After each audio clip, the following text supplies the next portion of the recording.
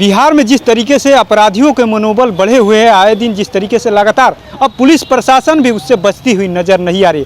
एक तरफ जहां पुलिस प्रशासन के द्वारा रोकने के दौरान यानी बिहार पुलिस के सिपाही पर फायरिंग कर दी गई और उनकी मौत हो गई, उसको लेकर के आज जो पुलिस महानिदेशक की तरफ से आज मुख्यालय में प्रेस वार्ता किया गया। पुलिस महानिरीक्षक के सहायक हैं विशाल शर्मा ने आज प्रेस वार्ता करके तमाम बातों को रखा। जिस तरीके से यानी आपको बताते चले कि जिस तरीके से पुलिस पर फायरिंग किया गया, उसके बाद से पुलिस भी एक्टिव हो गई, यानी उत्तर प्रदेश की तर्ज पे एक तरीके से कहे तो एक्टिव हो गई और जो अपराधी थे उनको भी मार गिराया गया। और आपको बताते चले कि आज प्रेस वार्ता करके साफ साफ बताया गया किस तरीके से जो मुआवजे की कितनी राशि दी जा रही है और क्या क्या उनके परिवार के आश्रितों को क्या क्या लाभ दिया जा रहा है। पहले सुनाते हैं कि विशाल शर्मा जो है क्या कुछ बता रहे हैं आपको। जब ये 25 लाख का स्वीकृति दी गई है, जैसा कि आप लोगों को जानकारी है, उसके बाद से तो लगभग 2 लोगों को ये 25 लाख, उससे पूर्व तो जो पूर्व निर्धारित करते हैं उसको दी जाती थी, बट इस आदेश के बाद से अब तक ये दूसरे लाभार्थी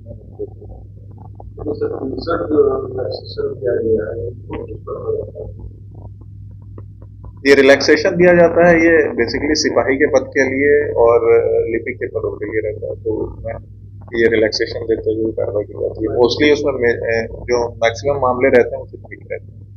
सिपाही में मान लीजिए किसी को जो सिपाही के पद पे किसी को आना है तो उसकी एक मिनिमम अहर्ता है कि उसकी इतनी हाइट होनी चाहिए, इतना वेट होना चाहिए। बट जब आप अनुकंपा के मैटर कंसिडर करते हैं तो आपको चॉइस तो है नहीं, इंडिविजुअल तो जो है वो है। अब उदाहरण के तौर पर उसकी हाइट कुछ कम है तो उस हाइट का हम लोग यहाँ पे मार्जिन देते हैं। तो इस दोनों कैटेगरी में आप बताइए, सिपाही में 15 ऑलरेडी कर दिए गए हैं,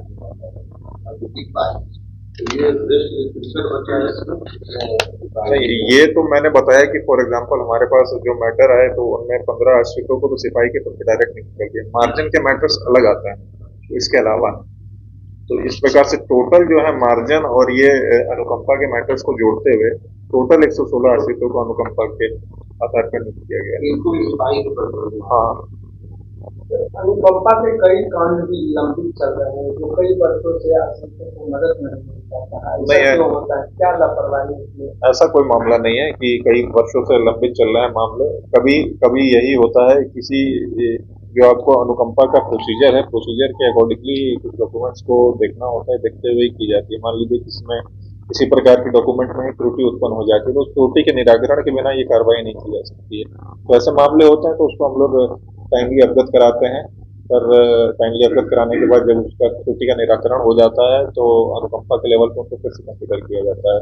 तो ऐसे कोई मामले नहीं है जो वर्षों वर्षों लंबित रहते हैं और सारे अनुकंपा के मैटर्स को प्रायोरिटी पे लिया जाता है और पुलिस मुख्यालय पे इसकी समय समय पर बैठक भी होती रहती है।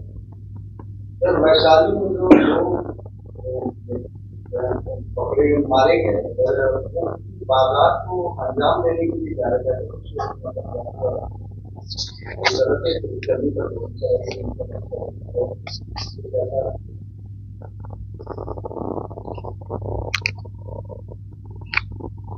पुलिसकर्मी जो ये शहीद हुए वहां पे जो घटना हुई थी तो गश्ती के क्रम में इन्होंने जो है इन 2 अपराध कर्मियों को देखा था, उनको हाथ दिया था रुकने का। उन्होंने हाथ वो लोग रुके नहीं थे तो उन्होंने पकड़ने का जब प्रयास किया था तो उसी क्रम में मुठभेड़ हुई थी जिसमें उन्होंने तुरंत इन पर फायर कर दिया था। तो ये वहाँ पे अपनी जो मॉर्निंग पेट्रोलिंग बोलिए या ड्यूटी होती है, ड्यूटी के क्रम में जो संदिग्ध लगे तो संदिग्ध लगने के क्रम में इनके द्वारा फर्दर कार्रवाई की जा रही थी, जिस क्रम में उन्होंने उनके ऊपर फायरिंग कर दी।